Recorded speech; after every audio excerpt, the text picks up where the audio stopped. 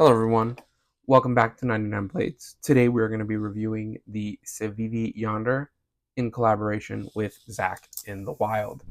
Specs are going to be up as per usual, and our weight is about 2.6 to 2.5 ounces, and it is a pretty small knife, being around 6 and a bit, and our blade length about just over 2.5.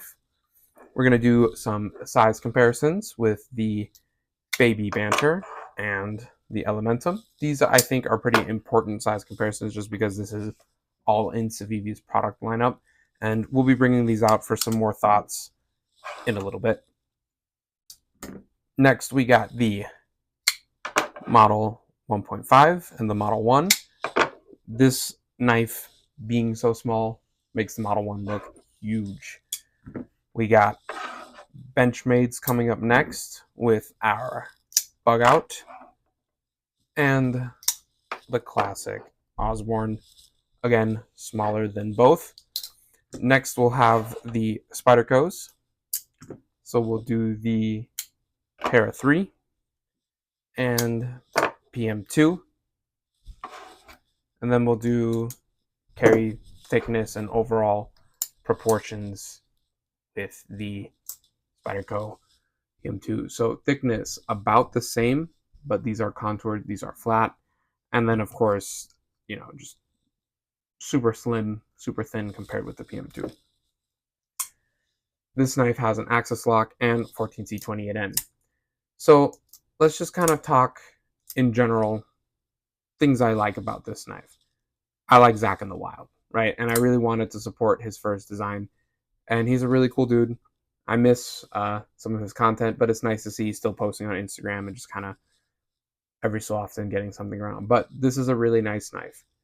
I like the overall shape. The contoured micarta really fills out the hand nicely. I think this was Civivi's first axis lock, and they did a really good job. Nice and snappy. You get that positive deployment feeling, and reverse flick, super easy. The axis lock, I guess, Zach wanted something finger safe, and I like the way this axis lock is done. It protrudes, and it's kind of like a textured thumb stud, so you get a really good purchase from it. You can whip it out as well, nice and easy.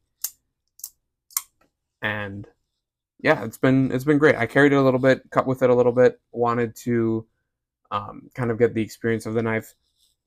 And we're going to kind of cover, I guess, one critique on the knife, and it's not really any fault of the knife, it's just too small for me. And that is when you're holding it, this pinky, my pinky, is slipping on this, I guess, coffin shape. So I can't get a confident forefinger grip. It's just kind of always moving.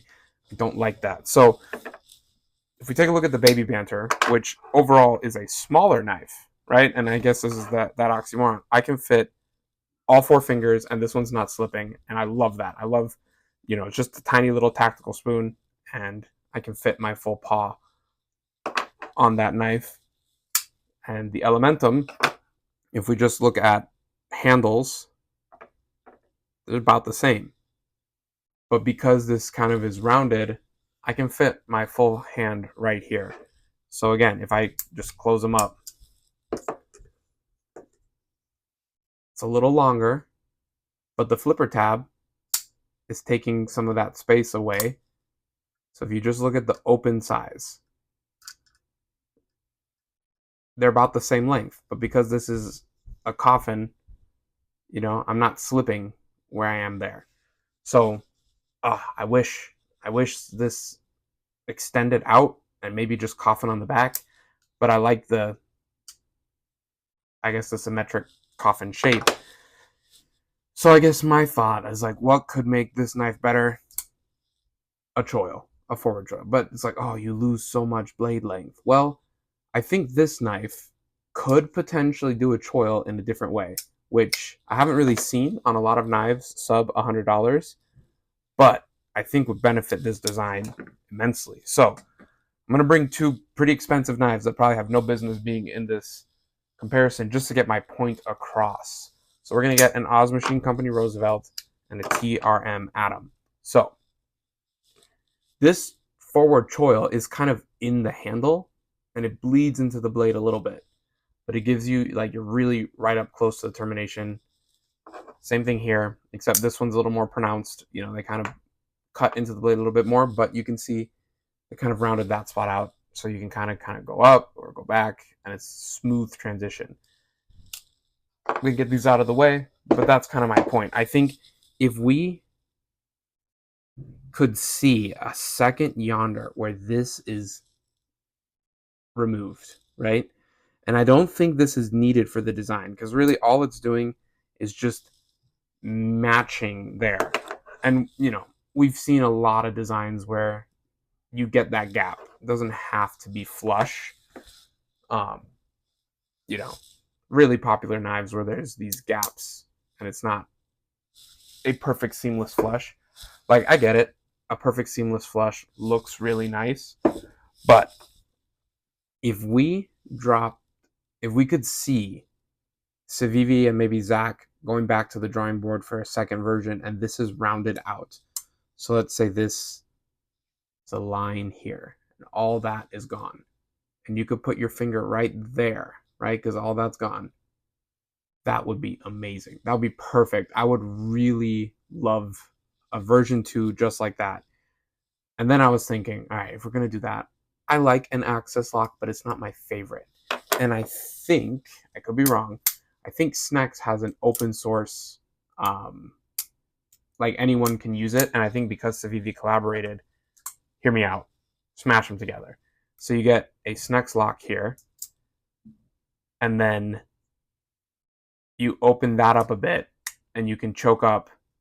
It's already kind of similar blade length, but you get the contour light micarta.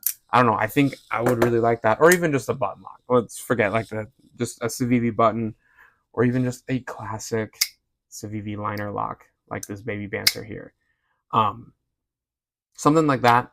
Again, I'm not an access lock hater, but I prefer other mechanisms. But even if you keep the access lock, just cutting this out right here, just pop that out right there, and just let people put their finger right there. You don't even have to, I mean, you could round this out a little bit more. So maybe you'd lose this much blade length right there and really give you that forward choke up choil, or forward choil that you can choke up on. And then you have that much leftover space. So if you're a bigger hand, you know, you're not slipping off of that. And that way you can keep your coffin shape.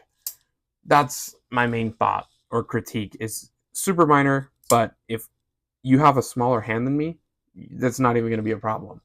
I just want to be able to choke up and not worry about cutting myself. And if that little nub is gone, I can get a full purchase on this, and this would be a really awesome knife to carry more of. And I'm probably going to move it just because it's too small, but it's a really cool knife. So if you got smaller hands, then I guess 3.5 with a relaxed open. I guess spread out like 5.5 or 6. I guess altogether like a little under 3. If you're a little tighter than that, you'll be fine. You'll be fine. But anything bigger, you're gonna have issues if you don't mind having a floating fourth pinky. But really cool. Love the rounded micarta. Really awesome first design. Really excited for Zach as well to get this to the market. So hopefully we see a Yonder 2 with some of these changes. And I would really, really enjoy carrying something like that. So as per usual, thank you so much for watching. Please like and subscribe, and have a great rest of your day.